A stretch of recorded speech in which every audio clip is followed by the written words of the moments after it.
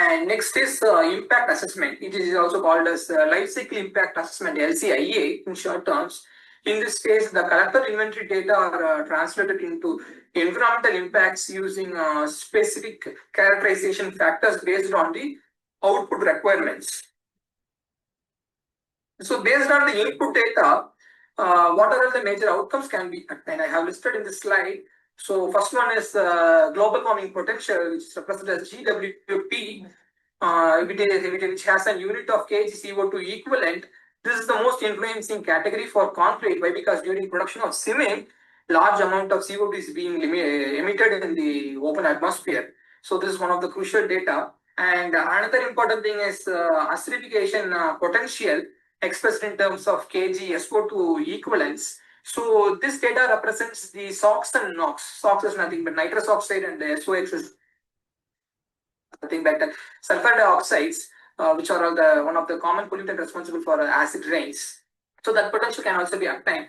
The next is the eutrophication potential expressed in terms of kg PO4 equivalent, which is nothing but the nutrients released to the water bodies during washing of aggregates and cleaning of machineries. Some amount of waste being transported with the help of water, and it is being entered inside the land and causes severe land pollution, as well as it affects the water table level also. It will be expressed in terms of kg PO4 equivalent.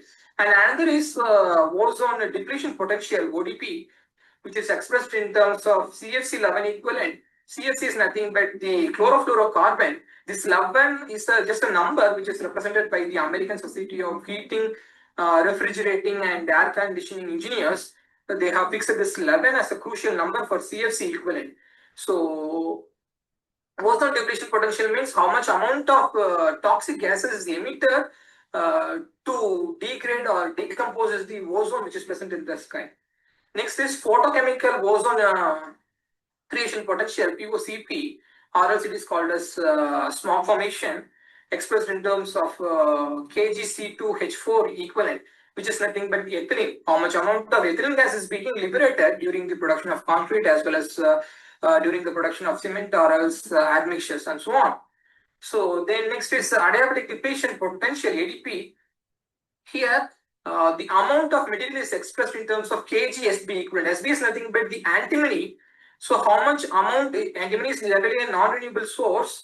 During the extractions, amount of antimony is being taken by this cement plants, and it is being processed, and finally it is deposited in the land, and finally it is affecting the land as well as the groundwater table. That also can be taken as output. Then water scarcity as well as consumption. So generally it is expressed in terms of cubic meters, that is meter cube H2O equivalent, especially relevant to water stressed regions. The next is human toxicity potential as well as ecotoxicity potential related to emissions of toxic substances which are very harmful to the human beings. And finally, with the help of all these data, we can able to compare the parameters individually, as well as we can normalize based on per capita impact. So how much it is going to impact per person, that can also be analyzed. And next is interpretation.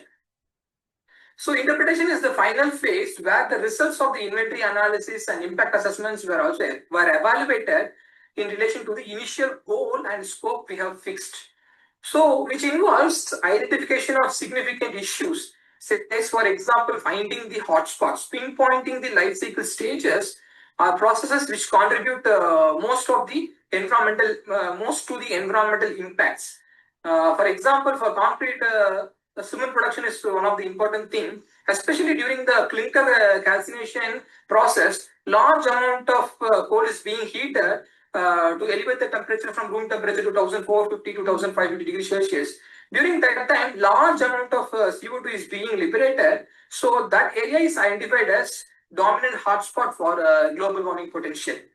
And next is completeness, sensitivity and consistency checks, which ensures that the data and methodology are robust, which means the data what you are going to use for the life cycle assessment of concrete is very much important. Why? Because we should not use false data to falsify one particular location or falsify one particular cement manufacturing unit. So you have to cross check whether the data is correct or not before doing this life cycle. assessment, or else it leads to a lot of complications in the external world. And finally, limitation. Clearly stating any assumption says, for example, if you didn't get any data for this life cycle assessment, you have to state that it is assumed, and it can be stated in the limitation section so that it will not hurt others. And next is, based on the life cycle assessment of concrete, I have formulated a few recommendations in this slide. So first recommendation is that utilizing of supplementary cementitious materials like fly ash, slag, RHA, that is rice ash or sugarcane bagasse, which is one of the commonly available agro-based byproducts, which is plenty available in Tamil Nadu like states and in Punjab, Haryana, and so on. So these materials has the positive potential to replace the cement to a certain point. Significantly, if we replace this type of material, automatically reduces the carbon footprint, that is the amount of cement requirement can be reduced. So in India, we have large, tremendous number, tons of fly ash is being created, especially in South India states, for example, Neyveli and Mettur, tons and tons of fly ash are being generated daily. So if we are utilizing that fly ash means, then automatically we can go for reducing the cement cement consumption. And other agro-based products such as rice ash, sugarcane bagasse can also be employed.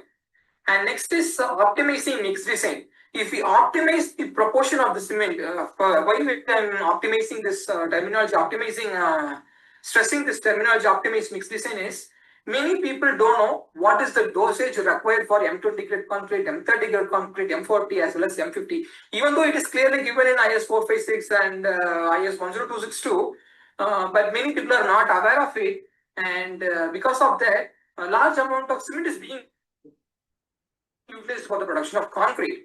So you have to identify how much being the threshold quantity, says for example, minimum quantity required to attain a target strength, and similarly how much water is being required for attaining a minimum strength as well as minimum workability. That is one of the important criteria.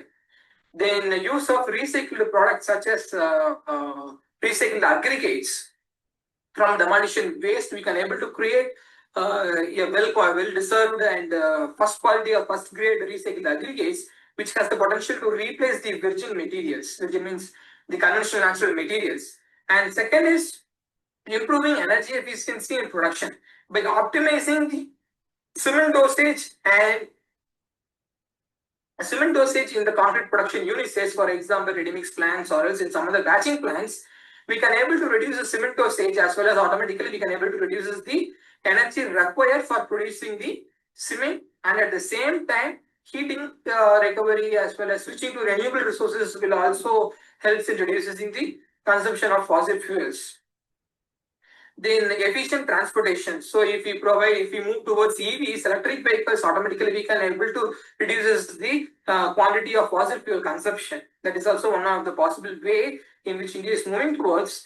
Then another is enhanced durability and lifespan, which is also one of the important criteria. Why? Because once you design a concrete well, it can able to stand for centuries. If not, then within 50 to 60 years, you have to demolish it off and you have to reconstruct a new structure over there. That has to be avoided.